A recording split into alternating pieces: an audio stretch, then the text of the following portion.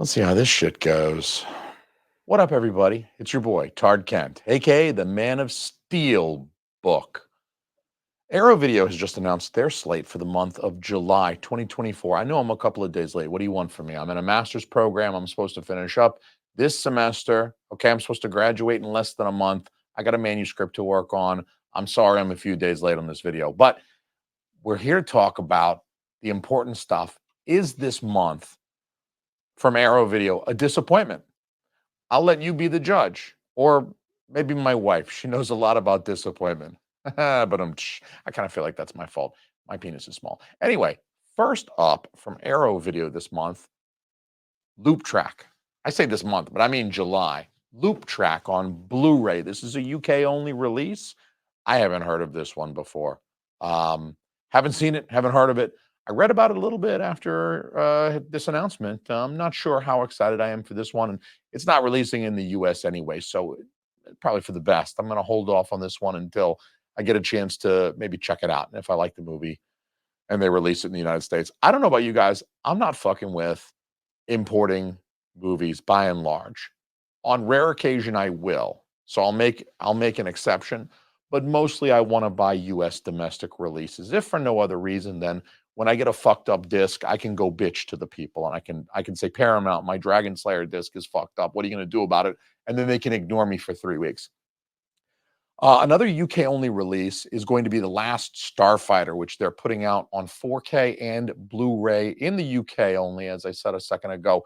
Um, this one's been available in the US for some time now. So for those of us who are domestic to the United States, North America, we don't really give a fuck because I've had The Last Starfighter for, I don't know, 3 months or something like that. So not a huge deal. But if you haven't picked it up yet, then um, I hope you can meet a nice young girl who is also developmentally disabled and that y'all can live a happy life together, not watching awesome 80s movies. So hopefully you've already got Last Starfighter. Otherwise, that is the future that I foresee for you in my crystal ball. You're going to marry another, like not highly functional, but you know what? She's going to be sweet. She's going to be very sweet, stocky, maybe not so good for breeding, but she will be able to push a plow on your farm. So that's the future I see for you. Now, here are the three films that Arrow is preparing to release in the territory that actually matters. That is the United States. Because, like I said, I'm not fucking buying shit from the UK. Redline 7000 is being released on Blu-ray. This is an important film, and let me tell you why. Howard Hawks directed this film. It's a film directed by Howard Hawks. Um, it's not one of his major films, but Howard Hawks is nonetheless important. He's directed some of the most legendary films of the 30s and 40s. The original Scarface from 1932, not the shitty one with Al Pacino, the good Scarface from 1932. He directed that. Howard Hawks also directed one of my favorites. I love Bringing Up Baby. I think I've bought Bringing Up Baby 2 or maybe 3 times. I bought it on DVD, Criterion DVD, and then Criterion Blu-ray. So a favorite of mine. It's a classic screwball with Cary Grant and Katharine Hepburn. Hawks also directed Only Angels Have Wings, also with Cary Grant. Hawks directed His Girl Friday, also with Cary Grant. It's another legendary screwball, another one of my favorites that I bought twice, I believe. Once a Columbia Classics DVD, and then another time when the Criterion finally put it out on Blu-ray. Howard Hawks also directed I Was a Male War Bride, also with Cary Grant. Monkey Business was directed by Howard Hawks with, guess the fuck who?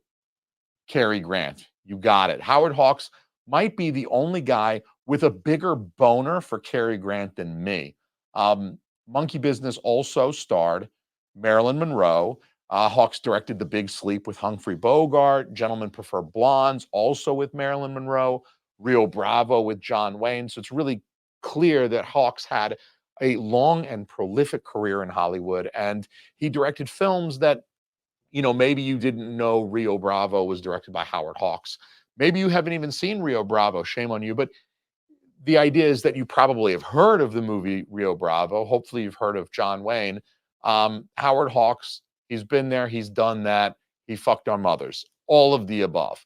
That's like 1/4 of his filmography anyway. So you can see that, like, he's responsible for some absolute bangers, and all of the legends of the mid 20th century worked with him. It's not an exaggeration to call Redline 7000 an important piece of film history as a result. I'll just put that out there for you guys. So make your decisions accordingly. Probably you want to own an important piece of film history from the later career of an extremely important director. But I don't know. Suit yourself. Far be it from me to come on the internet, on YouTube, and try and tell you how to spend your money, right? That would be completely disrespectful of me. So, if you say, I'm not going to buy Redline 7000, and instead I'm going to take the $30 that I would have spent on Redline 7000 and I'm going to use it to buy cocaine instead, I would just say, cool. Where are we meeting up? Because I want in on that too. You bring the cocaine, I'll bring the Redline 7000. We got a date. Also coming up from Arrow, this one's kind of interesting. The Nico Mastoriakis collection. I hope I'm saying that right. I'm not Greek. I don't speak Greek. This motherfucker's Greek as shit, though. This is a big box set coming to Blu-ray. It's a big one. It contains 6 films, 6 movies. So I think the price on this one's going to be like $70 for 6 films. That on a per film basis, that's not a lot. These are films that are a little bit lesser known, which is why Arrow probably boxes them together versus releasing them separately, kind of like they did last year with the Empire of Screams, the Enter the Video Store Empire of Screams box set, where they put 5 of these Empire Picture films together and then sold it for kind of a similar price because you get a lot of, as a consumer, a person shelling out $70 for the box set. $70 for 5 or 6 movies is a pretty good deal, particularly with all of the commentaries and special features that they're jam packed with. I got a lot of entertainment hours out of my Enter the Video box set. So, I presume that the movies probably individually, you don't want to spend $30 on each one of these movies by themselves, but pulling them together in a box makes it a little bit more of an economical package, and some of them sound pretty interesting. So the films contained inside this box include The Time Traveler, which came out in 1984. This is known as The Next One on Wikipedia. So if you go looking this one up, you might see it as The Next One on Wikipedia. It stars Adrienne Barbeau. I mean, she's been in a bunch of movies, right? The seminal classic Back to School from 1986. She played the philandering, spoiled housewife of Rodney Dangerfield's character for the first 5 minutes of the movie, and it was great. He got some great insults off on her. She's in The Fog. I mean, she's Adrienne Barbeau. She's in a bunch of shit, okay? I couldn't even list them all off, and I'm trying not to make this video too long. So at any rate, that's probably a more straight sci-fi film. I haven't seen it. I haven't seen any of these films, but that's probably a more straight sci-fi film, less comedy. The other 5 films in this box set are a little bit more comedic. They might have action adventure elements or even sci-fi elements, but they're going to be more, comedies, more mindless fun. Sky High came out in 85. That's included in the box set. Terminal Exposure from 87 is included in this box set. This is an early entry in Hans Zimmer's work. Everybody knows composer Hans Zimmer. I mean, he's probably he's up there, probably top 3. I mean, he's done some prolific work in the decades after 1987, but this is one of his earlier films there, so that's kind of cool. Glitch from 88, Ninja Academy. Let me tell you, this is the one that I'm really interested in. 1989. Gerald Okamura stars in this one. He was the gentleman that really didn't have any lines in Big Trouble in Little China, but he had the little 6 shooters and he were fighting in the alleyway and he killed a bunch of people. Anyway, you guys know who Gerald Okamura is. You would recognize his face if you Google him.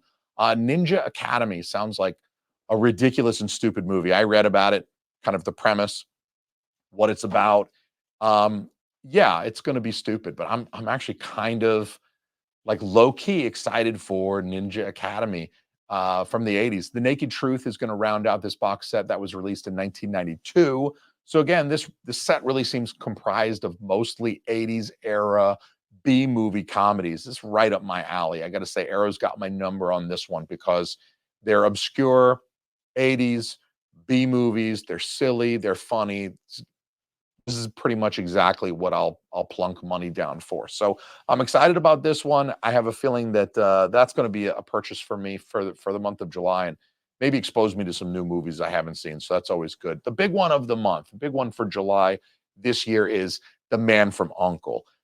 4K and Blu-ray. This is a Guy Ritchie directed film from 2015, and I can't believe this movie is almost 10 years old. Time flies. It makes me feel old as shit. Um, but this movie came out almost 10 years ago.